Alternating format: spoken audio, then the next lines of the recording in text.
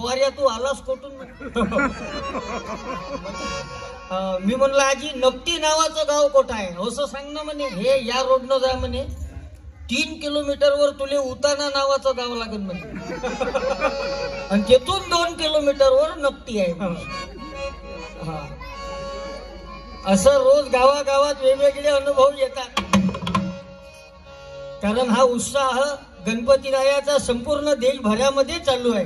कारण तुझं सुख करता तुझं दुःख हरता अवघ्या दिनाच्या नादा.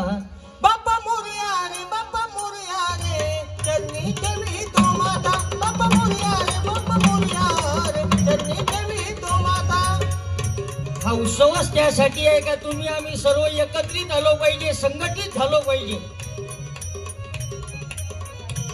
नाही तर राष्ट्रसंत तुकडोजी महाराज ग्रामगीता नावाच्या ग्रंथात सांगतात, पूर्वी घरोघरी गणेश उत्सव नाना रुढ्याचे उपद्रव आणि लोकमान्यांनी आणले महत्व राष्ट्रीय रूपे तयासी. या उत्सवाला सार्वत्रिक स्वरूप त्यासाठी आलं का तुम्ही आम्ही सर्व एकत्रित यावे, संघटित व्हावं. नाही तर आम्ही पाहतो नगरात कुत्र्याची तरी संघटना राहते. एका गल्लीतलं कुत्र भुकलं दुसऱ्या गल्लीतलं भुकते, काहून तर संघटना आहे. दारू पिणाऱ्याची संघटना आहे. ते एकटमट्टी कधी देशी भट्टीवर दारू प्यायला जात, बरोबर 50 वाल्याला जाऊन भेटते.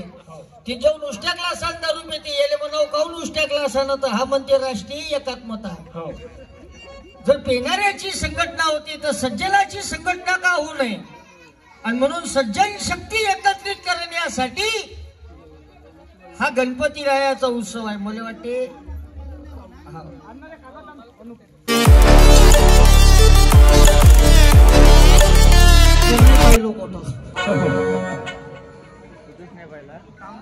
कारण एवढा प्रचंड पाऊस झाल्यानंतर सुद्धा हे कार्यकर्त्यांनी हिंमत नाही हारली. मी या तरुण भावांचं खऱ्या अर्थानं विशेष करून धन्यवाद देतो. आणि आपल्या या वना डोंगरी वासियांचं सुद्धा धन्यवाद देतो का पाऊस आला पण आपण घरी नाही गेले, या कार्यक्रमासाठी आवर्जून थांबले.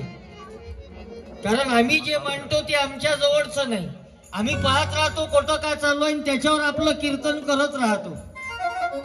राष्ट्रसंत तुकडोजी महाराज गाडगे बाबाचा विचार, छत्रपती शिवरायाचा विचार, बाबासाहेबाचा विचार, महात्मा ज्योतिराव फुलेंचा विचार, स्वामी विवेकानंदांचा विचार, ज्या ज्या साधू संतांनी महापुरुषांनी मानवतेचा विचार देऊन माणसाचं जीवन उन्नत करण्याचं काम केलं, त्यांच्या विचारावर आधारित आपला कार्यक्रम राहते.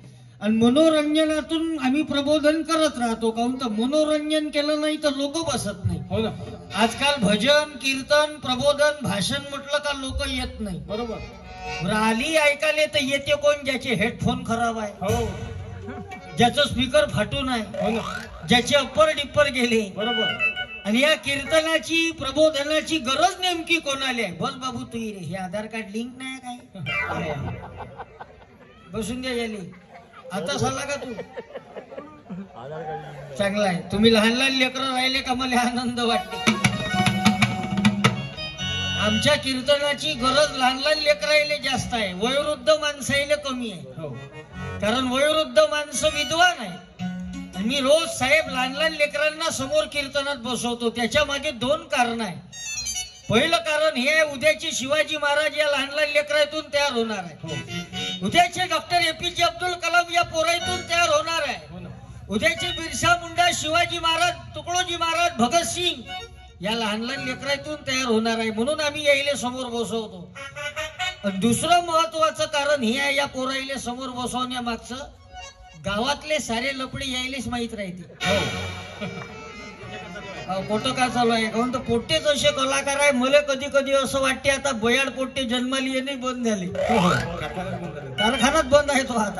आता जेवढी लेकरं जन्माला येऊन राहिली हुशार आहे, इंटेलिजंट आहे. कारण ही विज्ञान युग आहे, हे 4G 5Gचं युग आहे. पण या आधुनिक युगातही या लेकरांना गरज आहे संस्काराची. नाही तर माणसाजवळ सर्व काही असेल पण संस्कार नसेल तर सर्व काही असूनही का करता? आपल्या जवळ खूप इस्टेट असेल, संपत्ती असेल, पैसा असेल ना, घरात संस्कार नसेल तर इस्टेटीचं काय करता? एका माणसाजवळ 40 एकर शेती होती, संत्रा मोसंबीची बागायती शेती. करोडपती माणूस होता, त्याच्या घरी काम करायला 4 नौकर त्याच्या हाताखाली कामाले होती. एवढा पैसेवाला माणूस, आणि त्याला एकुलती एक पोरगी होती. त्याची पोरगी भूगोलाचा पेपर सोडवायला शाळेत गेली. भूगोलाचा पेपर द्यायला शाळेत गेली, वापसच नाही आली. इतिहासच घडवून आली. इथे का नागरिक शास्त्र तयार झाल्याशिवाय येते म्हणता का घरात? शिक्षण आहे, इस्टेट आहे, सर्व काही आहे, पण संस्कार नाही. आणि या युगामध्ये सर्व काही विकत घेता येईल, संस्कार विकत घेता येत नाही. शिक्षण विकत घेता येईल, संस्कार कुठे विकत घेता येत नाही. आणि त्याच्यासाठी हा उत्सव आहे, हा संस्कृती संवर्धनाचा कार्यक्रम आहे. गणपती रायाचा उत्सव म्हणजे की या निमित्तानं या विचाराची आवड या पोरांना निर्माण झाली पाहिजे की प्रथम तुला वंदितो कृपया, प्रथम तुला वंदितो गजानना गणराया, प्रथम तुला वंदितो कृपया, प्रथम तुला वंदितो कृपया, प्रथम तुला वंदितो. म्हणून या नवयुवक मंडळाचं बापा थांब रे, याच्यातही बसून आहे का? जेतं भेटन त्याचं नाही, हे पुरेच क्वारंटाईन दिसून राहिले. एवढे गाव फिरलो पण असा कार्यक्रम नाही पाहिला. आजचा आगळा वेगळाच अनुभव आहे. आणि एवढा पाऊस आला, एवढं सर्व वातावरण बदललं, पण सर इथं चैतन्य आहे या जागेवर. हे एक महत्वाचं आहे. या स्टेजवर या जागेवर पहा बरं कसं रौनक आहे, चैतन्य आहे, असं दमदम आहे. नाही तर मी माग हिंगोली जिल्ह्यात एका गावात कीर्तनासाठी गेलो. त्या गावाची खासियत अशी होती, त्या गावामध्ये राहणारा प्रत्येक माणूस हा श्रीमंत होता, करोडपती होता. प्रत्येक घराच्या समोर 4 व्हीलर गाडी उभी होती. एवढं श्रीमंत लोकांचं ते गाव होतं. त्या गावात आमचा कीर्तनाचा कार्यक्रम ठेवला. मी गावात गेल्यानंतर त्याच्या बिल्डिंगा पाहिल्या, त्याच्या गाड्या पाहिल्या, विचार करायला लागलो. म्हटलं इथं एवढे श्रीमंत लोक आहे, येता आपला ऐकायला येईल कोण? हो ना. पण गाव धार्मिक होतं. त्या गावात आमचा कार्यक्रम सुरू झाला 8 वाजता. कार्यक्रमाला सुरुवात केली, हजारो लोक कार्यक्रम ऐकायला आले. अर्धा पाऊण तास कार्यक्रम चालला आणि अर्ध्या पाऊण तासामध्येच त्या गावाचा एवढा बेकार अनुभव आला मला. म्हणजे मी महाराष्ट्रातल्या अनेक गावात आजपर्यंत कीर्तनाला गेलो. वयाच्या 12व्या वर्षापासून मी कार्यक्रम करतो. आता माझं 30 वर्षाचं वय आहे. जवळपास 2600 गावात मी आजपर्यंत कार्यक्रम केले. पण त्या गावासारखं मरेल गाव मी माझ्या जीवनात नाही पाहिलं. खूपच मरेल गाव. म्हणजे त्या गावात तुम्ही काही बोला, काही म्हणा, त्या गावचे लोक कीर्तनात कसे म्हणून हाशेच नाही, काही म्हणा हाशेच नाही. असे मटमट पाय माझ्याकडे पण हाशे नाही ते. तुम्ही पहा, काही लोक हसत नाही. काही लोकांचे चेहरे त्याला पाहिलं का आपल्याला प्रसन्न वाटते, माइंड फ्रेश होते. काही लोकांचे चेहरे त्याला पाहिलं का आपल्याला कोमात गेल्यासारखंच वाटते. काहून तर ते मुर्दा हसत नाही, असं एकटक पाहिजे आपल्याकडे, असं मसण्या ऊद. असं माणसानं कसं हसलं पाहिजे, आनंदित राहिलं पाहिजे, प्रसन्न राहिलं पाहिजे, जीवनाचा आनंद घेतला पाहिजे. हसायला का पैसे लागते का? अजिबात नाही. आपल्या नागपुरात आम्ही पाहतो काही लोक, स्टँडर्ड लोक, पैसेवाले लोक हसा येण्यासाठी इंजेक्शन घेते. हसासाठी इंजेक्शन. तरी बुवार हसत नाही, नुसतं कणते ते. हसलं पाहिजे माणसानं, आनंदित राहिलं पाहिजे, प्रसन्न राहिलं पाहिजे. कारण टेन्शन कोणाच्या जीवनात नाही, सगळ्यालाच आहे. दुःख कोणाच्या जीवनात नाही. तुमच्या वाना डोंगरीत एकही माणूस असा नाही ज्याच्या जीवनात दुःख नाही. या जगात एकही असा माणूस नाही ज्याच्या जीवनात दुःख नाही. दुःखानं कोणाला सोडलं नाही. मग तो मानव असो, संत असो, साधू असो, राजा असो का देव असो. प्रभू रामाली वनवास झाला का नाही? किती वर्षाचा? 14 वर्ष. म्हणजे दुःख आहे का नाही? आणि या दुःखाचं संशोधन केलं बुद्धानं, आणि त्यानं सांगितलं तृष्णे पोटी दुःख निर्मिती. आणि हाच विचार 400 वर्षाआधी तुकाराम महाराजांना मांडला. जन्माचे ते मूळ पाहिले शोधून, दुःखासी कारण जन्म घ्यावा. मानवाच्या जन्माचं मूळ हे दुःख आहे. आणि हे दुःख भोगत असताना सुखाच्या दिशेनं माणूस गेला पाहिजे. त्यासाठी हे संत आले. त्यांनी आपापल्या काळावेळानुसार लोकांना जागृत करण्याचं काम केलं. नाही तर दुःख प्रत्येकाच्या जीवनात आहे. गरीबातला गरीब असेल तोही माणूस दुःखी आहे. श्रीमंतातला श्रीमंत असेल तोही माणूस दुःखी आहे. आता लहान लहान लेकर आहे तेही अभ्यासाच्या टेन्शन मुळे दुःखी आहे. तरुण पोर आहे 30-30, 35-35 वर्षाचे पोट्टे झाले, लग्न जमून नाही राहिले म्हणून दुःखी आहे. म्हणून दुःखी आहे. काही काहीचे लग्न झाले तर बायका टिकत नाही म्हणून दुःख आहे. काही काहीच्या बायका टिकल्या तर लेकरं होत नाही म्हणून दुःख आहे. काही काही एवढे लेकरं झाले का घरात झोपायचे कुठं म्हणून दुःख आहे. दुःख आहे. दुःखानं कोणाला सोडलं नाही. पण या दुःखातून जर सुखाच्या दिशेनं जर माणसाला वाटचाल जर करायची असेल तर काय करावं लागल? आपली मैत्री चांगल्या विचाराशी करावं लागल.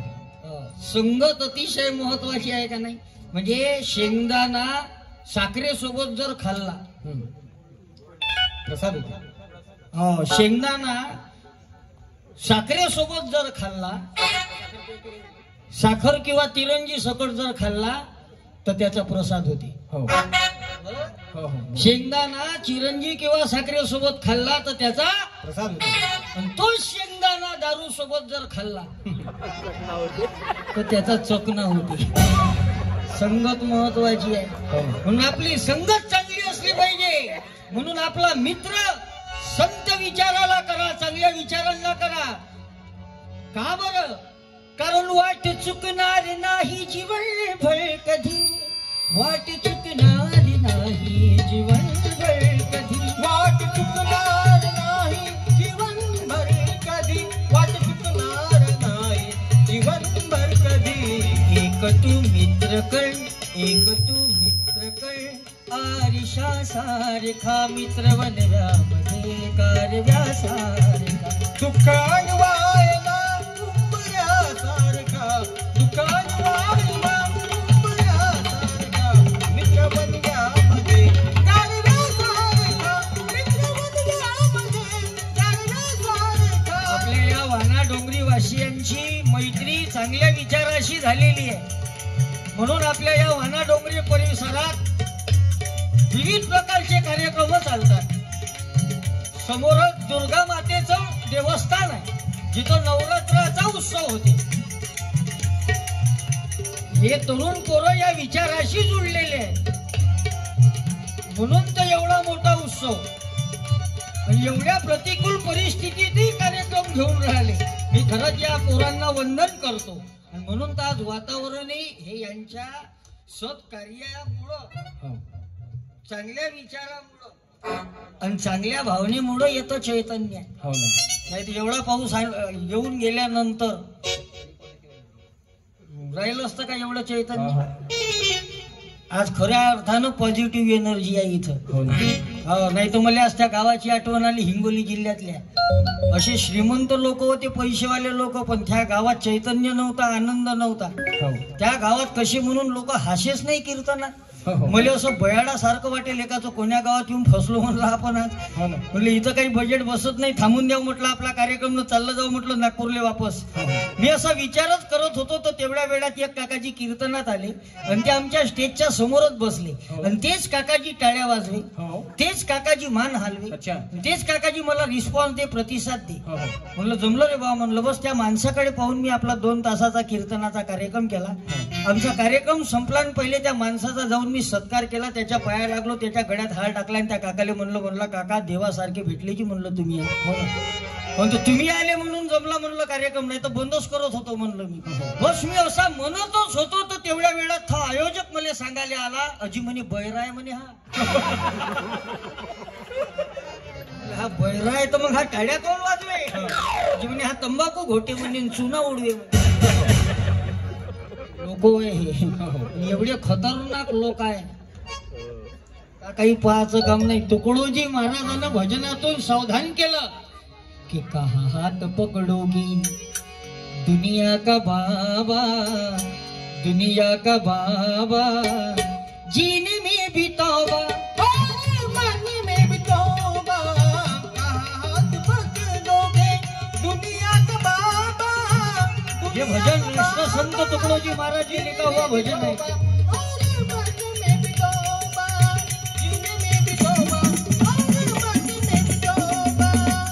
पहनोगे माला तो बोलेंगे ढोंगी, बनोगे माला तो बोलेंगे ढोंगी, खाली रहो तुम्हें होता है वो, खाली रहो तुम्हें होता है भोगी, सच्चे रहोगे तो कर देंगे लंबा, कर देंगे लंबा, जीने में भी तौबा और मत में भी तौबा, जीने में भी तौबा और मत में भी तौबा। म्हणून या आधुनिक युगात माणसाला गरज कशाची आहे ते ओळखणं आवश्यक आहे। माझं कीर्तन आपला हा कार्यक्रम नुसता मनोरंजनासाठी नाही, तर तुकडोजी महाराजांनी लिहिलेला ग्रामगीतेचा विचार आपल्यापर्यंत पोहोचावा ही आमची तळमळ आहे। वंदनीय महाराजांनी हा ग्रंथ लिहिला 41 अध्यायाचा। माणसाच्या जन्मापासून तर मृत्यूपर्यंत माणसानं कसं जगावं, कसं राहावं, कसं बोलावं हे महाराजांना ग्रामगीतेत सांगितलं आणि हा विचार आपल्यापर्यंत पोहोचावा म्हणून आजचं कीर्तन आहे। मी मागं तुमच्या वाना डोंगरीत येऊन गेलो शिवाजी महाराजाच्या जयंतीच्या निमित्तानं। मला भोसले दादा भेटले, गेले वाटते भोसले साहेब नाही ना, पण आज खऱ्या अर्थानं असं वाटते गणपती रायाचा उत्सव तर आहेच, पण असं वाटून राहिलं शिवजयंती आहे का का। हे मावळे पाहिले आणि खरंच आनंद वाटला तुम्हाला पाहून का नाही, उत्साह आला आमच्यात। याले म्हणते युवा, खऱ्या अर्थानं नव युवक गणेश उत्सव मंडळ आहे, याले म्हणते युवा, नाही तर आमच्या इकडे आहे युवा मंडळ। आमच्या इकडे बसवते गणपती नागपुरात, मोठमोठाले गणपती कोण बसवते, युवा मंडळ। मंडळाचं नाव युवा। हनुमानजीच्या मंदिरात खेळते जुवा।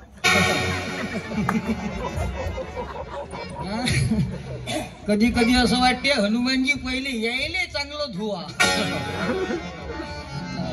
देवाच्या नावावर धर्माच्या नावावर काही काही लोक सत्यानाश करते, अशा लोकांपासून सावधान राहणं महत्वाचं आहे। कारण हे संस्कृती समजून घेणं आवश्यक आहे। हिमालयासारखा पर्वत नाही, आई बापा सारखं कोणाचं हृदय नाही, आणि महाराष्ट्रासारखी दुसरी कोणती संतांची न शूरांची भूमी नाही। त्या भूमीमध्ये आम्हाला जन्म भेटला जिथं 18 पगड जातीला एकत्रित करून, मावळे एकत्रित करून स्वराज्याची निर्मिती माझ्या छत्रपती शिवरायानं केली। त्या शिवरायाचा हा महाराष्ट्र आहे। त्या देशात, त्या महाराष्ट्रात तुम्ही आम्ही राहतो। या देशासारखा देश नाही, कारण चांगले चांगले महापुरुष याच देशात आहे, चांगले चांगले संत याच देशात आहे, चांगल्यातले चांगले राजकारणी याच देशात आहे। बापा रात्रीत पक्ष फोडते,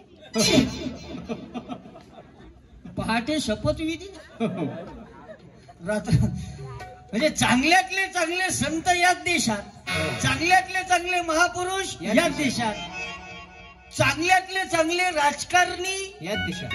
हा म्हणजे राजकारणी चांगलेच आहेत, ज्यांचा आदर्श घेण्यासारखा आहे। चांगल्यातले चांगले राजकारणी याच देशात आहे, चांगल्यातले चांगले लोक याच देशात आहे, आणि धुऱ्याले धुरा सरकवू सरकवू जमिनी दाबणारे लोक याच देशात आहे। कुठ्या सरकवू सरकवू प्लॉट दाबते, कारण या देशासारखा देश नाही। तुम्ही पहा, अमेरिकावाल्यानं चोर पकडण्याची मशीन बनवली। कुठं? अमेरिकेमध्ये। अमेरिकावाल्यानं चोर पकडण्याची मशीन बनवली तर एका तासात 1000 चोर सापडले। कुठं?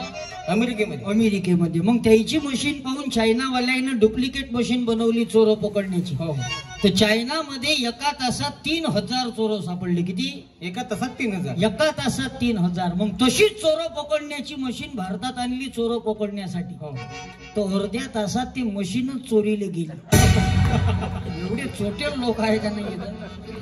खोटं नाही सांगा, ज्या बँकेत तुमच्या 5-5, 10-10 लाख रुपयाच्या एफडी आहे का नाही, ज्या बँकेवर विश्वास ठेवून तुम्ही त्या बँकेमध्ये 10 लाख रुपये ठेवले, 5 लाख रुपये ठेवले, 1 लाख रुपये ठेवले, त्या बँकेत उद्या जाऊन पहा. बँकेत गेल्यानंतर पहा, ज्या बँकेत तुम्ही 5 लाखाची एफडी केली त्या बँकेत 3 रुपयाचा पेन दोऱ्यानं बांधून आहे, 5 रुपयाचा प्लास्टिकचा ग्लास संकलन बांधून आहे. कारण त्या बँकेवाल्याला माहित आहे भाऊ हा भारत होय, याचा कधी कोणाला लंब करून सांगता येत नाही. तर हा देशाचं वैभव होतं, एक काळ होता देशाचा. लहानपणी आम्ही शाळेत गाणे म्हणलो कि ये धरती है जहाँ ऋषी मुनी जपते हरि नाम की माला. हा तो भारत आहे. जहाँ हरि बालक एक मोहन है और राधा एक बाला, जहाँ सूरज सबसे पहले आकर डाले अपना डेरा, वो भारत देश है मेरा. आपला भारत आहे, या देशाचं वैभव आहे. जहाँ सत्य अहिंसा और धर्म का पग पग लगता डेरा, ओ भारत देश है मेरा, ओ भारत देश है मेरा. त्या भारताची आज अवस्था कशी आहे? सर्व क्षेत्रात देश जरी प्रगती करत असेल, पण झपाट्यानं जर कोण्या क्षेत्रात जर भारतानं जर प्रगती जर केली असेल तर ते म्हणजे लोकसंख्या चैनाले मागं टाकलं. बेकारी वाढत चालली, तरुण पोरं बेरोजगार होत चालले, शेतकरी आत्महत्या करत आहे, अंधश्रद्धा बुवाबाजी वाढत चालली, व्यसनाधीनता वाढत चालली. व्यसन म्हणजे फॅशन होत आहे. आता दुःखानं म्हणावं असं वाटते, जहाँ गाव गाव और घर घर में है हाथ भट्टी का डेरा, क्या होगा भारत तेरा, क्या होगा भारत तेरा. जहाँ नौजवान बूढ़े और बच्चे मिलकर पीते मदिरा, क्या होगा भारत तेरा, क्या होगा भारत तेरा. लहान लहान पोरं सिगरेटा फुकून राहिले. नागपुरात आम्ही पाहतो पोरी तरी सिगरेटा फुकून राहिले, कारण संस्कृतीपासून दूर चालली. मग हे गणपती रायाचा उत्सव कशासाठी? का या निमित्तानं हे संस्कृती संवर्धनाचं काम झालं पाहिजे. बसा ताई, आता हळूहळू लोक येऊन राहिले, तेव्हा दूर आहे पण दिसून राहिले तुमची फेसबुक. पान कसे चेहरे ओके, लाडकी बहीण योजना. फुल खुश आहे बाया. आता तुमच्यावर जास्त बोलायची गरजच नाही बा. पान कसे चेहरे प्रफुल्लित आहे बायाचे, कारण हे लाडकी बहीण योजना आहे ना. मस्त मस्त जमलं यायचं. 3,000 रुपये 2 महिन्याची एका दमानं. हा, पण खरी गंमत कोणाची आहे सांग का? ज्या बायाचे थंब नाही लागले, ज्या बायाचे आधार लिंक नाही, आणि ज्याच्या अजून खात्यात यायचे आहे त्याचे चेहरे पण, आणि त्याच्या गोष्टी आहे का रे माही. त्या योजनेवर टीका नाही. शासनाची योजना आहे, चांगली योजना आहे, सर्वसामान्य माणसांना महिलांना दिलासा देणारी योजना आहे, आनंदाची गोष्ट आहे. कारण 1,500ची किंमत बायायला आहे. पण परवाच्या दिवशी मी त्या गावात कार्यक्रमाला गेलो, एक शेतकरी मला भेटला. तो म्हणे महाराज तुम्ही हे लाडकी बहीणचं सांगितलं म्हणे, मी शेतकरी आहो म्हणे. तर आमच्या शेतकऱ्याला गव्हर्नमेंट म्हणे 500 रुपये महिना देते म्हणे. त्याला म्हणतात किसान सन्मान निधी. 500 रुपये महिना, 6,000 रुपये वर्ष. महिना किती? 500 रुपये. म्हणजे शेतकरी असलं तर गव्हर्नमेंट किती रुपये देते? 500 रुपये. 500 रुपये. आणि लाडक्या बहिणीले 1,500 रुपये. तर मग हा अन्याय नाही का म्हणे. मग म्हणलं करायचं का? करा काहीच नाही लागत म्हणे. मला असं वाटते म्हणे शेतकरी होण्यापेक्षा, शेती करण्यापेक्षा पुन्हा जर एक जर बायको जर एक्स्ट्रा जर केली म्हणे मी तर सरळ 3,000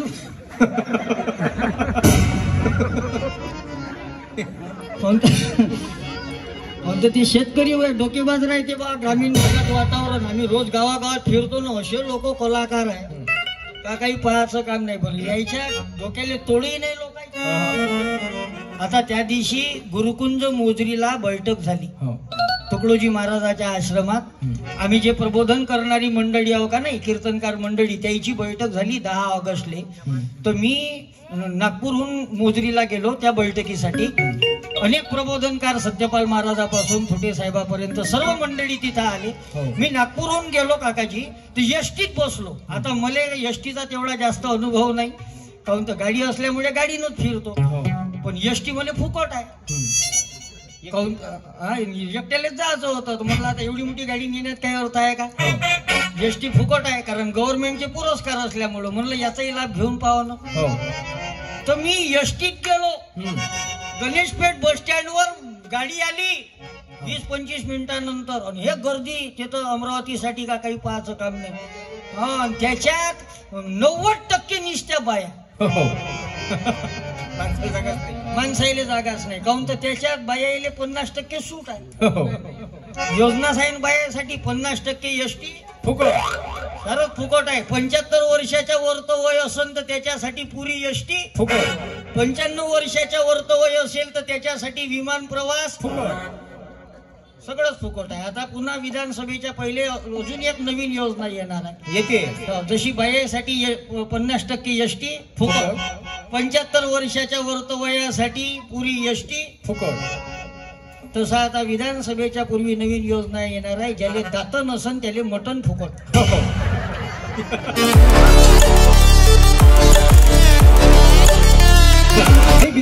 सारच फुकट वाटते आणि सरकारी संस्था विकते. एअरपोर्ट विकले. बेरोजगारी वाढून राहिली, तिकडं लक्ष नाही.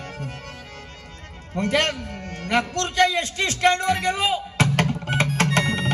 लोक किती डोकेबाज राहते हे मला सांगायचं आहे. एसटी स्टँडवर गेलो, एसटीत बसलो. उभं राहायला जागा नाही त्या एसटीत, एवढी पब्लिक. मला कशी तरी एक सीट भेटली बाबा. माझ्या बाजूने एक सीट खाली होती. तर त्या खिडकीतून एक पोरगा आलं, तरुण पोरग. त्यानं काय केलं, रुमाल घेतला खिशातला आणि तो त्या सीटीवर खिडकीतून टाकला, फेकून दिला. मला काही समजलं नाही. म्हणलं हा असा काऊन करून राहिला बैलासारखा. काऊन तर मला एसटीचा अनुभवच नाही कधी. मी पाहिलं त्यानं एसटीत त्या खिडकीतून रुमाल फेकला सीटवर. आणि तेवढ्या वेळात एक बाबाजी बिचारा 70-75-80 वर्षाचे ते म्हातारे आजोबा माझ्याजवळ आले. म्हणे बापू बाजूची सीट खाली दिसते, बसू का. मला दया आली. म्हणलं काका बसा ना. म्हणलं बाबा सीट खालीच आहे. नाही खरंच बसू का म्हणे. म्हणलं बसा ना. म्हणलं काही प्रॉब्लेम नाही. म्हणलं बसा. म्हणलं तुम्ही. ते बाबाजी बसले आणि तेवढ्या वेळात ते तरुण पोरगा आलं. त्या बाबाजीला म्हणे बाबाजी माझी सीट होय म्हणे, उठा म्हणे येतो. बाबाजी म्हणे बाबा तुझी सीट नाही म्हणे, या पोराची सीट होय म्हणे, यानंच मला बसायला लावलं म्हणे. तो पोरगा म्हणे बा रुमाल टाकून ठेवलाय ना, सीट माही होय ना म्हणे. त्या बाबाजीने असं मला फसवलं. बाबाजी म्हणे सांग बापू म्हणे होय का नाही म्हणे तुझी सीट. म्हणलं बा माहित नाही, रुमाल दिसून राहिला. कोणाचा वय माया नव्हे म्हणला रुमाल. तो पोरगा म्हणे बाबाजी रुमाल माया आहे म्हणे, आणि नियम असा आहे म्हणे का ज्याचा सीटवर जर कोणी काही टाकलं तर ते सीट त्याची होते म्हणे. त्या बाबाजीने एवढा शब्द ऐकला आणि तो बाबाजी त्या पोराले म्हणे असं रुमाल टाकला तर तुझी सीट म्हणे. असं जर असन म्हणे तर मी पुरं धोतरच काढतो म्हणे, एसटीवर टाकतो म्हणे. होईन का म्हणले का एसटी माई नको होय बाबा. भारतात बुद्धिमान लोकांना का कमी आहे म्हणता का. फक्त आपली बुद्धी चांगल्या ठिकाणी लागली पाहिजे. तुकडोजी महाराजांना हेच तर सांगितलं भजनातून की प्रार्थितो संत साधूंना, प्रार्थितो संत साधूना, शक्ती द्या बुद्धी द्या लोका. जाहला देश दुर्बल हा, जाहला देश दुर्बल हा, लागरा कान द्या शंका, शक्ती द्या बुद्धी द्या लोका, शक्ती द्या बुद्धी द्या लोका. या गणपती रायाच्या उत्सवाच्या निमित्तानं आपण सर्व एकत्रित आलो. आजच्या कार्यक्रमाला साहेबही येणार होते, पण पावसानं गडबड केली आणि ताई येऊन गेल्या. उज्ज्वला ताई येऊन गेल्या. मागच्या वर्षी मस्कऱ्या गणपतीमध्ये त्याच्या गावात माझा त्याईनं कार्यक्रम ठेवला बापू साहेबांनी. का बरं हे कीर्तन करावे लागतात, का प्रबोधन करावं लागते? त्याचे कारण आहे. राष्ट्रसंत तुकडोजी महाराज या भजनातून सांगतात, बिघडले ब्रीद जनतेचे चरित्रे नाचले सारी, चरित्रे नाचले सारी. मंगद्या राष्ट्रधर्माचा, मंगद्या राष्ट्रधर्माचा शूरत्वे टाळण्या धोका. गाठीतो संकटा जुना, गाठीतो संकटा जुना. शक्ती द्या बुद्धी द्या लोका, शक्ती द्या बुद्धी द्या लोका, शक्ती द्या बुद्धी द्या लोका. जरी पावसाचं वातावरण आहे, आता थांबला वाटते, थांबला आता नाही. काही परीक्षा घेऊन राहिला बा आपली. पण काही काही मंडळी दुरून दुरून आले. आमचे एक काका आले, चंद्रकांतजी किनगे. याची तुम्ही इकडं समोर या. LICचं काम करतात. माझ्या सर्व LIC माझ्या घरच्या लोकांच्या LIC याईनं काढल्या. हे आमचं नातं आहे, वैचारिक नातं. जिंदगी के साथ भी, जिंदगी के बाद भी. चांगले माणसं आहे, सज्जन माणसं आहे. जे खरं असन ते समजावून सांगते LIC मधला आम्हाला. नाही तर एक LIC वाले आमच्या घरी आले होते. मला सांगे, आमच्या पुरा परिवाराला बसवलं आणि म्हणे तुषार भाऊची काढायची आहे म्हणे आपल्याला पॉलिसी. माय बा म्हणे काढून घेऊ म्हणे. पण फायदे काय म्हणे, तर तो म्हणे हे मेल्यावर याले 20 लाख भेटत.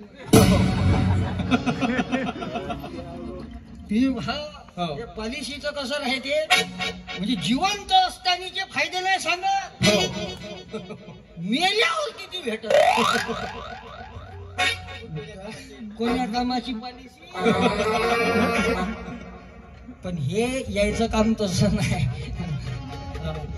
आणि यायचं काम प्रामाणिक आहे. जे असन ते समजावून सांगते. नाही तर काही काही पॉलिसीवाले आम्ही पाहिले, मरणं किती फायदेशीर आहे हेही पटवून सांगते. काहून ते एका एकाची कला आहे बाबा. जसं आता हे साऊंडवाले भाऊ आहे, कुठं घुसूनही दिसून ना राहिले. काय का गेले बाय, कुठून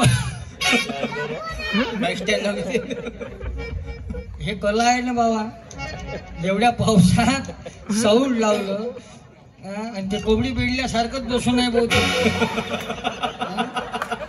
एवढ्या गरमीत हे टाळी वाजवा एक वेळा या पोरासाठी. क्या बात आहे. याले म्हणते कला, साऊंड ऑपरेटिंग. याले म्हणते ऑपरेटिंग. हे असे माणसं संतांना अभिप्रेत होते. हे कामाशी एकनिष्ठ आहे, हे कामाशी प्रामाणिक आहे. चांगला आहे, धन्यवाद देतो मी. हेच तो कला आहे. अंधारात बटन दाबून राहिले बघ, हे कला आहे.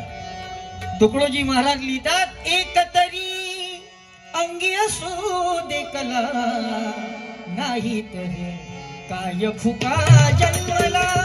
एक तरी अंगी असू दे कला, एक तरी अंगी असू दे कला, काय फुका जन्मला, नाही तर काय फुका जन्मला, नाही तर काय फुका जन्मला. तुमची कला आहे, माणसं जोडण्याची कला आहे. ज्यानं मंडप बांधला, 4-5च पोरं होते. भर पावसात मंडप बांधला, त्या पोरांसाठी टाळ्या वाजवा, त्यांची कला आहे.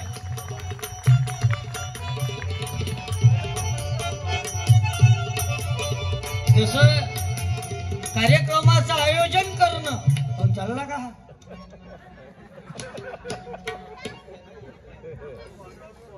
गेला काय हा मंगाशी गणपती रायाजवळ प्रसाद वाटे थोस दिपक्या. चांगला आहे बाबा. लहान लहान लेकरं राहिले का मला मोठा हरीक वाटते. काहून तर मी 6व्या-7व्या वर्गात असताना का नाही भाऊ भजनात जाऊ भजन मनासाठी. आणि त्याच वयात मी सत्यपाल महाराज इंजिनियर थोटे साहेबाची शिडी पाहिली. आणि त्याची शिडी पाहून घरच्या घरी टिफिनचे डब्बे, प्लेट, माट जे भेटन ते झोडपत जा. जमता जमता बजेट बसून गेलं. मी कधी स्वप्नात विचार नाही केला अशा खंजेऱ्या गिंजेऱ्या वाजू. पण कला माणसाले कोठं घेऊन जाते पाहतो. पुरा महाराष्ट्र फिरून राहिलो या खंजेरीमुळं, या कलेमुळं. तुम्हा मायबापाचे आशीर्वाद आहेत, प्रेम आहे. हे सर्व मिळालं मला लहानपणापासून. म्हणून तर मी विनंती करत राहतो की या अशा उत्सवाची गरज जास्तीत जास्त लहान लेकरांना आहे. या उत्सवातून या लहान लहान लेकरांसाठी विविध स्पर्धा आयोजित करा मंडळानं. डान्सिंगची असो, गाण्याची असो, निबंधाची असो, पेंटिंगची असो, कशाची स्पर्धा लहान लहान पोरासाठी ठेवा. कारण याच्यातून टॅलेंट बाहेर येते. आणि पोरं हुशार आहेत. आज हे लहान लहान लेकरं समोर दिसले, आनंद वाटला. अरे बेटा, शिवाजी महाराज जगद्गुरु तुकाराम महाराजांच्या कीर्तनात जाऊन बसायचे तर ते नीतिशील राजे झाले. ज्या तुकाराम महाराज